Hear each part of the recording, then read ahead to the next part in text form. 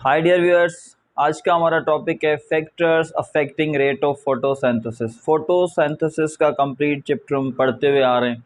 Photosynthesis के process को कौन से फैक्टर्स हैं जो इफेक्ट करते हैं, यानी कि वो कौन सी चीज़ें हैं जिनसे फोटोसिंथेसिस का प्रोसेस जो है वो फास्ट हो जाता है या स्लो हो जाता है, रेट ऑफ रिएक्शन इंक्रीज हो जाता है या फिर डिक्रीज हो जाता है। तो उन फैक्टर्स के बारे में हम पढ़ेंगे, लेकिन उन फैक्टर्स से पहले हमें दो चीज़ें समझनी है। वो कौन सी? तो factors affecting rate of photosynthesis में पहली जो है वो है कार्डिनल पॉइंट्स। किसे कहते हैं? अब कार्डिनल पॉइंट्स ये सेक ने दिया था। ये डिटेल्स, ये डिस्क्रिप्शंस सेक ने कहा कि हर एक फैक्टर की कार्डिनल पॉइंट्स होती हैं जो कि 3 होती हैं। यानी कि जैसे कोई भी फैक्टर हम ले लें, एग्जांपल के तौर पे यहाँ पर हमने लिया है टेम्परेचर। अब जैसे टेम्परेचर की 3 कार्डिनल पॉइंट्स होती हैं, यानी कि एक मिनिमम, ऑप्टिमम, मैक्सिमम। तो ये जो 3 है, ये 3 रेंज जो हैं इन्हें हम कहते हैं ये कार्डिनल पॉइंट्स हैं। तो इस तरह से हर एक फैक्टर की 3 होती हैं।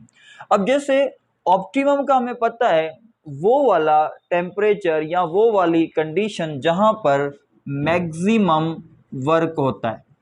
मैक्सिमम, अब यानी कि यहाँ पर मैक्सिमम फोटोसिंथेसिस का प्रोसेस होगा, क्योंकि ये ऑप्टिमम टेम्परेचर होगा।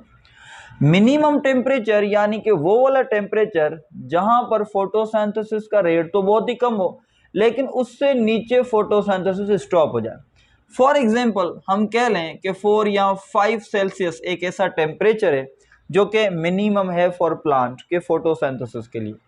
तो अब इससे अगर और कम हुआ तो फोटोसिंथेसिस जो है वो स्टॉप हो जाएगी। तो ये हो जाएगा मिनिमम। और ऑप्टिमम जहां पर फोटोसिंथेसिस मैक्सिमम होती है। उसके बाद मैक्सिमम टेम्परेचर वो होता है जहां पर फोटोसिंथेसिस डिक्रीज हो रही है लेकिन फोटोसिंथेसिस हो रही है। अब उससे ऊपर फोटोसिंथेसिस का रेट जो है वो बहुत ही डिक्रीज और स्टॉप हो जाए। तो इस तरह के टेम्परेचर को हम कहेंगे कि ये मैक्सिमम रेंज है। इससे आगे अब फोटोसिंथेसिस स्टॉप हो जाती है और वो बहुत ही डिक्रीज हो जाती है। तो इस तरह से कार्डिनल पॉइंट्स होती हैं, हर एक फैक्टर की 3 कार्डिनल पॉइंट्स होती हैं। दूसरी चीज ये समझनी है जिसे ब्लैकमैन्स लॉ ऑफ लिमिटिंग फैक्टर कहते हैं। ब्लैकमैन ने दिया था लॉ ऑफ लिमिटिंग फैक्टर। इसने कहा कि सारे फैक्टर में से सबसे वो वाला फैक्टर जो बिल्कुल लीस्ट हो, वो वाला फैक्टर जो बहुत ही कम हो, वो रेट ऑफ फोटोसिंथेसिस को डिसाइड करता है कि किस तरह से होनी है। समझते हैं कैसे?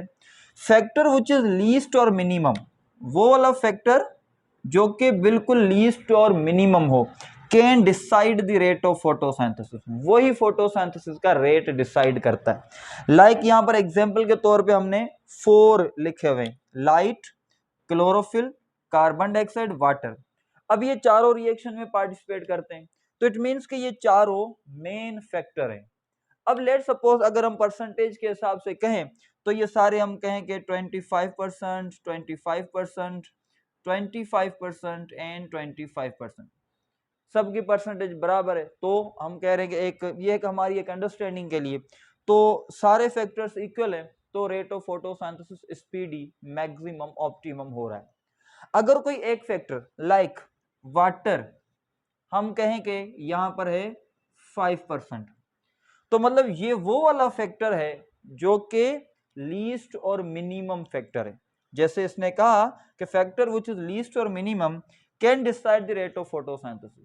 तो अब फोटोसिंथेसिस में बाकी सारी चीजें बिल्कुल सही है, लेकिन फोटोसिंथेसिस के रेट को डिसाइड कौन करेगा? अब वाटर डिसाइड करेगा। यानी कि अगर वाटर कम है, इसकी परसेंटेज कम है, तो इससे फोटोसिंथेसिस का रेट भी डिक्रीज होगा, एक्टिविटी पे इफेक्ट होगा। तो फैक्टर्स को समझने के लिए ये दो इंपॉर्टेंट चीजें लाजमी याद रखिएगा, cardinal points and Blackman's law of limiting factor. अब हम आते हैं फैक्टर्स की तरफ। फैक्टर दो तरह के होते हैं, external factor and internal factors, जो कि फोटोसिंथेसिस के रेट पे इफेक्ट करते हैं। एक्सटर्नल फैक्टर में नंबर 1 लाइट। लाइट 3 तरह से इफेक्ट करती है, एक क्वालिटी, इंटेंसिटी, ड्यूरेशन। अब क्वालिटी के हिसाब से जैसे प्लांट किस क्वालिटी की लाइट लेते हैं, तो वो जो वेवलेंथ लेते हैं वो ब्लू और रेड वेवलेंथ लेते हैं।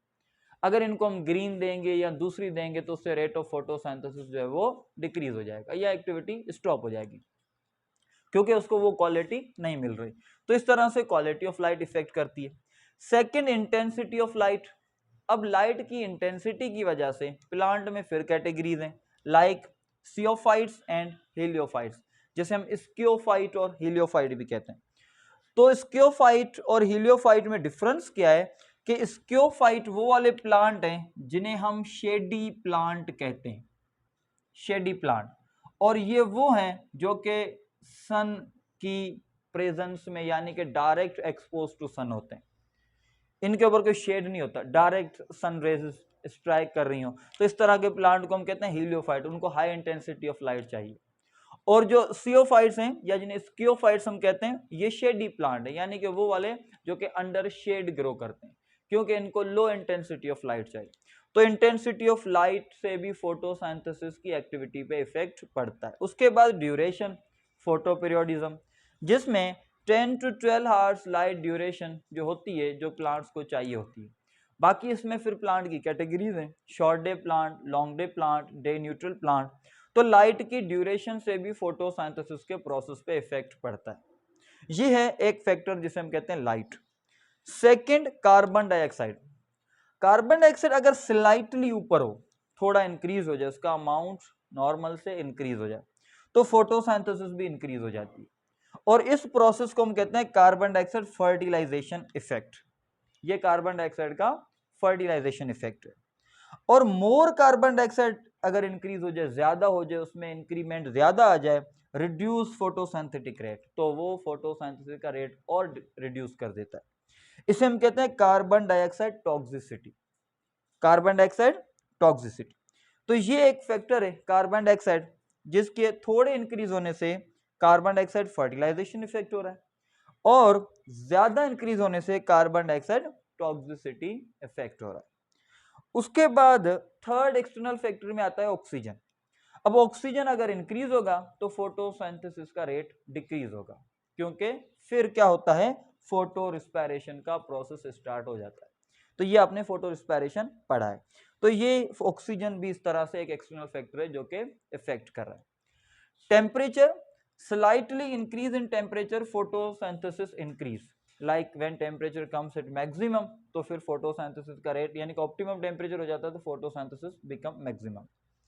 वेरी हाई टेम्परेचर, उससे क्या होगा, फोटोसिंथेसिस स्टॉप, और आहिस्ता आहिस्ता आहिस्ता डिक्रीज होकर स्टॉप होती जाएगी, और इससे क्या होता है, स्टोमेटा भी क्लोज हो जाते हैं, और स्टोमेटा ज्यादा टेम्परेचर होने की वजह से क्लोज हो जाएंगे, तो फिर वही गैसेस एक्सचेंज भी नहीं हो पाएंगी।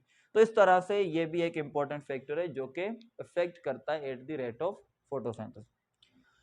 फिफ्थ है वाटर। वाटर एक रॉ मटेरियल है, इंपॉर्टेंट रॉ मटेरियल है ये, रॉ मटेरियल।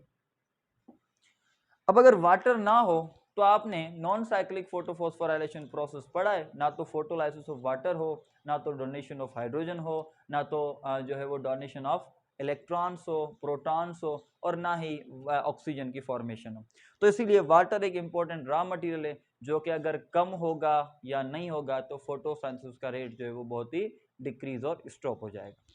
तो ये सारे इंपॉर्टेंट एक्सटर्नल फैक्टर्स हैं जो कि फोटोसिंथेसिस पे इफेक्ट करते हैं। उसके बाद इंटरनल फैक्टर्स को देखते हैं। पहला है प्रोटोप्लाज्मिक फैक्टर।